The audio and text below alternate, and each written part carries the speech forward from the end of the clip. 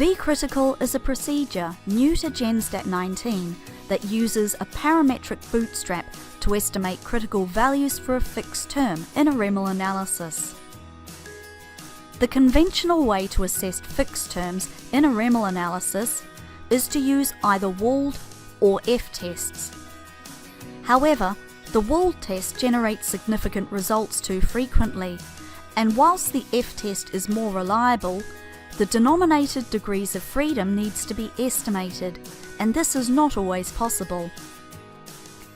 In addition, we must be cautious when using the denominator degrees of freedom in t-tests to assess contrasts, as the degrees of freedom are relevant for assessing the fixed term as a whole and may differ over the various contrasts.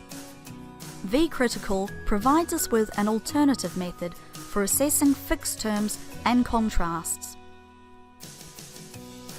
Let's have a look at the V-critical help documentation.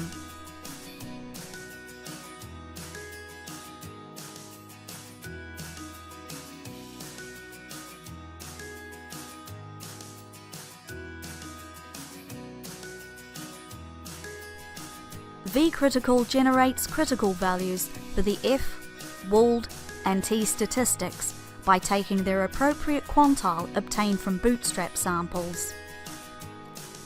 These critical values can be used to assess the significance of fixed terms.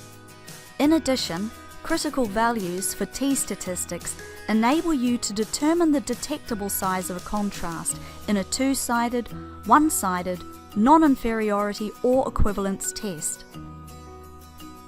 The procedure is controlled by a number of options and parameters. The term option specifies the fixed term to be tested. This must be set. The U-means option supplies the expected values for the units under the null hypothesis of no effects for the term being tested. The UV covariance option supplies the variances and covariances of the units. The probabilities option specifies the significance level of the critical values. The default is 0.05, i.e. 5%. The X contrasts parameter, the contrast type parameter, and the T method option enable us to assess contrasts amongst the effects of a term. The X contrasts parameter is used to define the contrast. The contrast type parameter specifies whether it is a regression contrast or a comparison. And the T method option specifies the type of test used to assess the contrasts. Other options and parameters control what output is generated. The bootstrap sampling, the REML analyses, and results that are saved.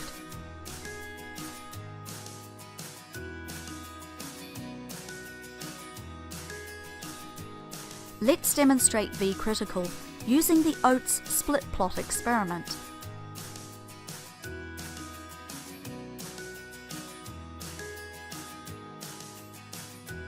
I'll also open a new text window. The initial model contains fixed terms for variety, nitrogen, and the variety by nitrogen interaction.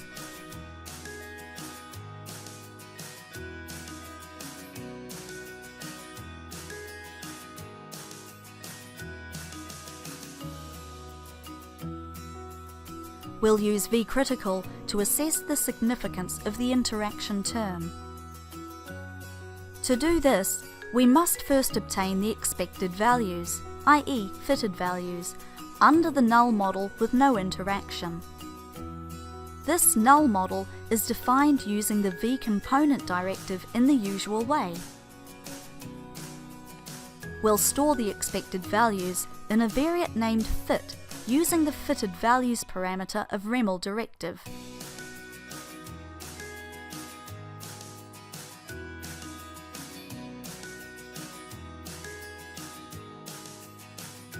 Next, we must fit the full model to obtain the variances and covariances of the units.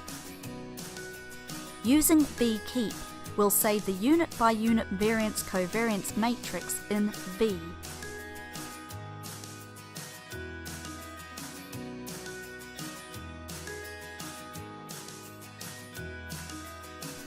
Now, using vCritical, we can perform a parametric bootstrap to get critical values for the variety by nitrogen interaction term.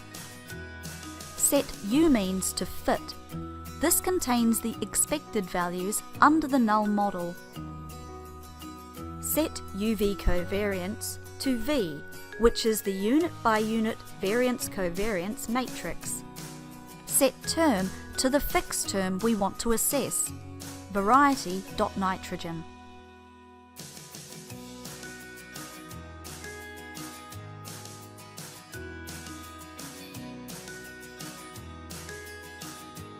In the output, a table of critical F and wall values are given. You'll get slightly different values as we didn't set the seed for the random number generation using the seed option. At the 5% significance level, the critical value for the F statistic is 2.350. As this is larger than the observed F statistic, 0.30, we've no reason to reject the null hypothesis of no interaction effects. In other words, vCritical provides guidance that it is appropriate to simplify the fixed model by omitting the interaction term.